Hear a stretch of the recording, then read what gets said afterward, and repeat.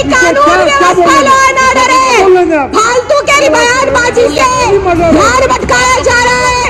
अमित शाह की लापरवाही को ढका जा रहा है।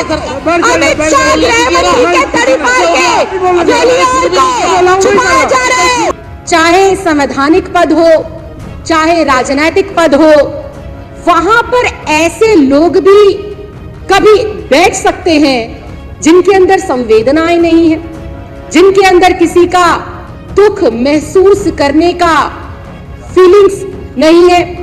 ऐसे लोग जो किसी की रोटी रोजी के ऊपर राजनीति करते हुए दिखाई देते हैं, ऐसे लोगों को ना सिर्फ अपने पदों से इस्तीफा देना चाहिए, बल्कि इनको डूब के मर जाना चाहिए, क्योंकि इंसानियत इनके अंदर रत्ती भर बची नहीं है।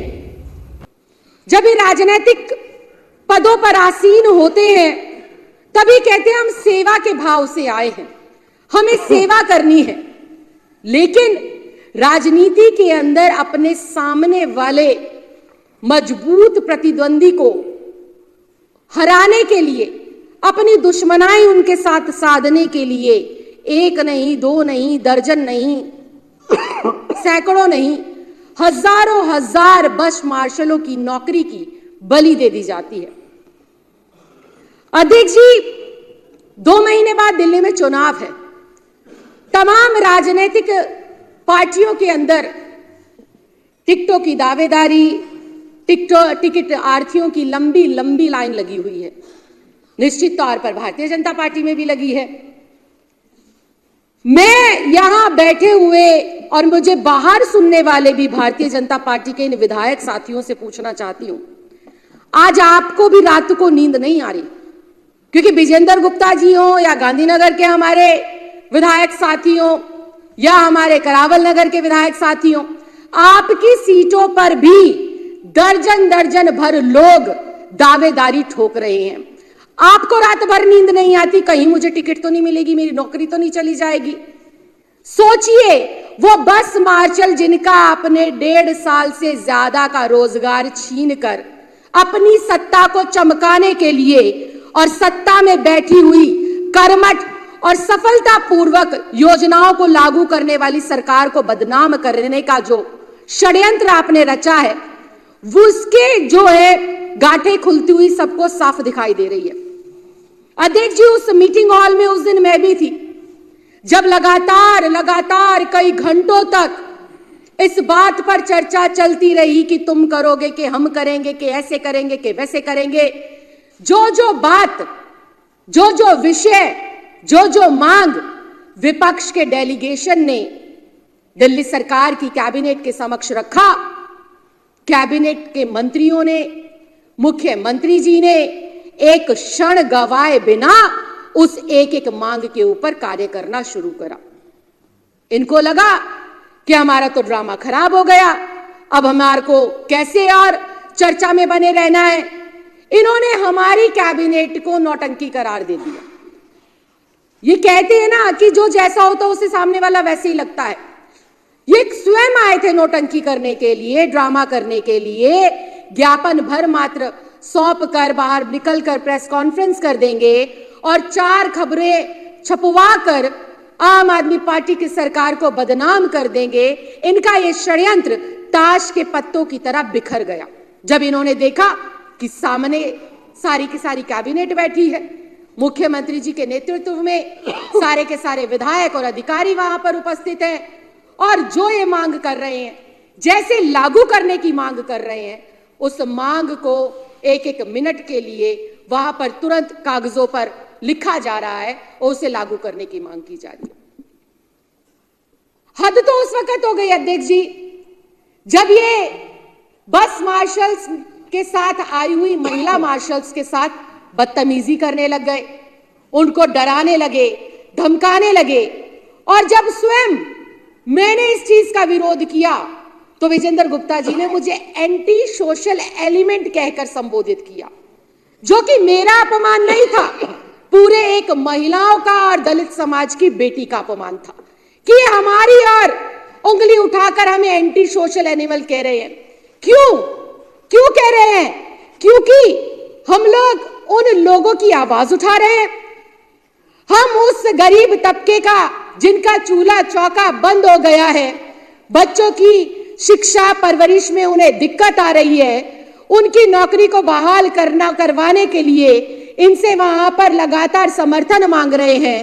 और जब इनकी बात नहीं मानी जा रही और इन्होंने देखा मुख्यमंत्री जी के माध्यम से, मंत्रियों के माध्यम से, विधायकों के माध्यम से चौतरफा दबाव बन रहा है, तो इन्होंने आओ देखा ना ताओ देखा, सीधा दिल्ली पुलिस को फोन घुमा दिया।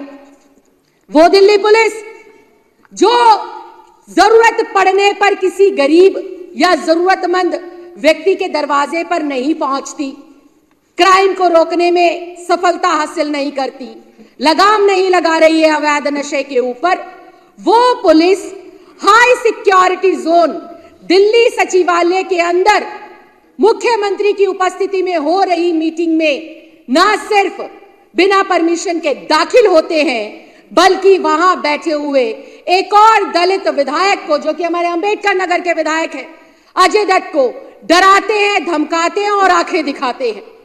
और ये सारी चुटकियां, सारा आनंद लेते हुए दिखाई देते हैं हमारे भारतीय जनता पार्टी के हमारे ये विधायक साथी। अध्यक्ष जी, ये 10,000 मार्शल्स कौन है?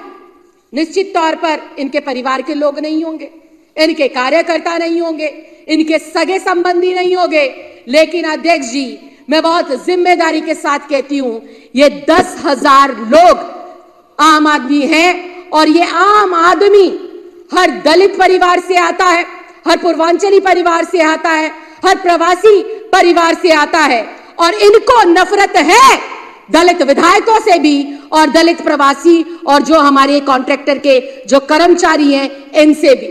अध्यक्ष जी, ना सिर्फ उस दिन इन्होंने वहां पुलिस बुलाकर संविधान का अपमान किया, मुख्यमंत्री की उपस्थिति में हो रही मीटिंग का अपमान किया, बल्कि इन्होंने उस बार फिर इस बात को साबित किया कि ये अपनी तानाशाही के आगे डॉक्टर भीमराव अंबेडकर जी के संविधान को ना कुछ मानते हैं, ना कुछ ये समझते हैं। अध्यक्ष जी, जैसे तैसे कर हम लोगों ने 4 घंटे में इन लोगों को मनाया और इस बात के लिए राजी किया कि आप चलिए हमारे साथ, आज ही चलते हैं एलजी हाउस में और इन बस मार्शल्स को बहाल कराने का काम करते हैं। बाहर निकलकर ये फिर भागने की फिराक में थे।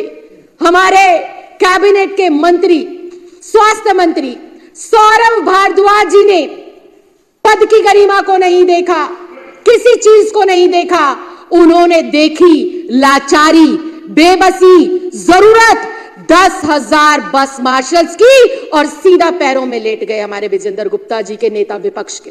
इनका मन वहां भी नहीं पिघला अध्यक्ष जी। ये बोले कि तुम ड्रामा कर रहे हो, हमें नहीं लगता तुम एलजी हाउस जा पाओगे।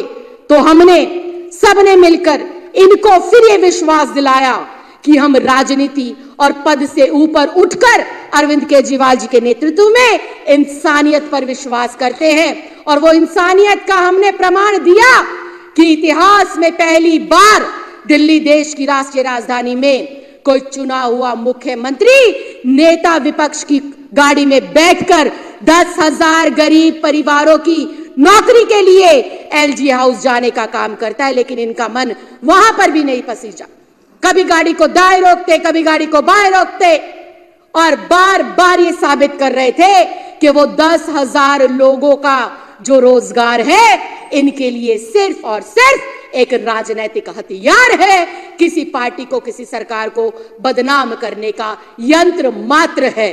तो मैं इनको ये बताना चाहती हूं कि दिल्ली और देश आपको देख रहा है और आपको सारी दुनिया देखे या ना देखे, वो परमात्मा और वो 10,000 परिवारों का भूखा पेट हर वक्त आपको बद्दुआ दे रहा है कि इस बार आप 8 पर आए थे, आने वाले 2025 में इन्हीं बस मार्शल्स की बद्दुआ आपको लगेगी और आप लोग 0 पर सिमटोगे, 0 पर।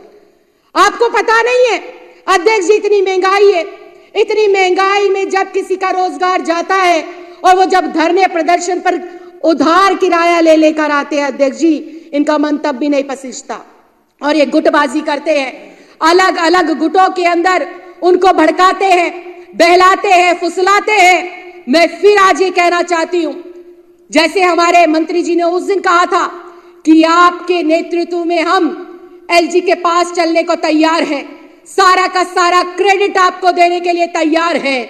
आप उठिए और उन बेबस, लाचार, बेरोजगार 10,000 बस मार्शल्स के लिए आवाज बुलंद करिए और उनको नौकरी देने का काम करिए। ये कहते हैं कि बस मार्शल्स की क्यों आवश्यकता है? सीसीटीवी कैमरा लगा हुआ है, सीसीटीवी कैमरा बसों की सुरक्षा कर लेगा। अध्यक्ष जी, घटना घटने के बाद पुलिस को सीसीटीवी फुटेज की जरूरत पड़ती है, लेकिन घटना घटते वक्त उसको रोकने के लिए बस मार्शल्स की जरूरत पड़ती है।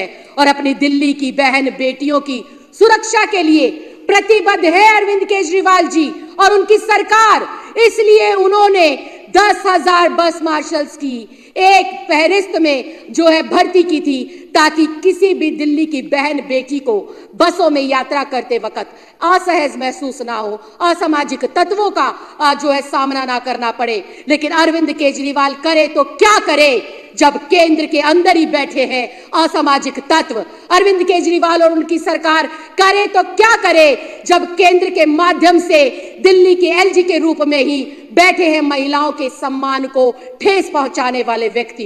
तो मैं आज आपके माध्यम से अध्यक्ष जी ये संदेशा केंद्र की गूंगी बहरी सरकार को और हमारे विपक्ष के साथियों को कहना चाहती हूं कि भले ही सरकारी बसों में यात्रा करने वाली बहन बेटियां कमजोर हैं, गरीब तबके से आती है, गरीब परिवारों से आती है, लेकिन उनकी बद्दुआ आपको नेस्त नाबूद कर देगी, खत्म कर देगी। आपका दिल्ली से सुपड़ा साफ बार बार किया है और इस बार भी आपको जीरो पर लाकर खड़ा कर देगी। इस महत्वपूर्ण विषय पर अध्यक्ष जी आपने मुझे बोलने का मौका दिया, इसके लिए बहुत बहुत धन्यवाद, बहुत बहुत आभार। जय हिंद, जय भारत।